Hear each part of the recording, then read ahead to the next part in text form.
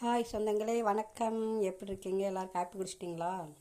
என்னடா இன்னைக்கு காலையிலே சமையல் பற்றி போடுறேன்னு நினைக்கிங்களா? எங்கள் அக்கா வந்துட்டு கோயம்புத்தூர்லேருந்து வந்திருக்காங்க. அவங்க இன்னைக்கு காலையிலே இப்போ அவங்க பஸ்ஸு ஊருக்கு போகிறாங்க. அவங்க காலையிலே பஸ்ஸு.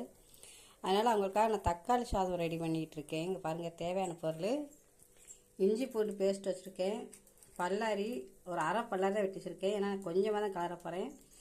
பட்டை, கிராம்பு, புதினா இலை, மெஹந்தி கொஞ்சம். அது மெஹந்தி பொடினா செம்மையாக இருக்கும் வாசம்.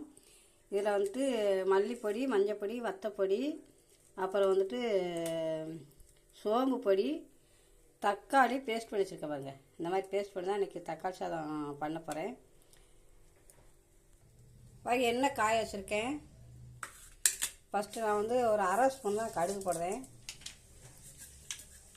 கடுகு பொரிஞ்சதுக்கப்புறம் வச்சுருக்க பல்லாரி போடுவேன்.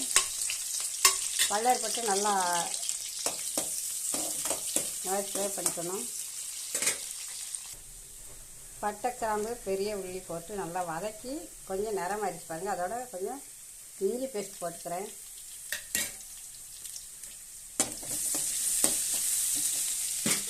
இஞ்சி பேஸ்ட் போட்டதுக்கப்புறம் இந்த புதினாலையும் மெஹந்தியும் போடுவேன்.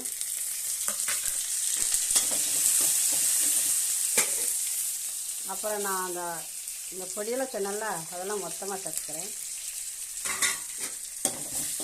நல்லா ஃப்ரை பண்ணிவிட்டு அரைச்சி வச்சுருக்கேன் பார்த்தீங்களா தக்காளி பேஸ்ட்டு, அதையும் மிக்ஸ் பண்ணுறேன்.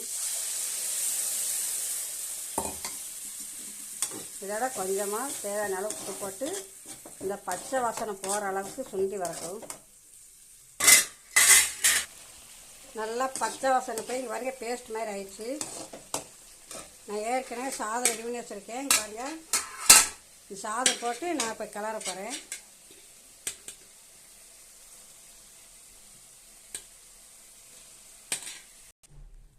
தக்காளி சாதம் ரெடி ஆயிடுச்சு பாருங்கள். நான் இந்த பாக்ஸில் தான் எங்கள் அக்காவுக்கு கொடுத்து விட போகிறேன்.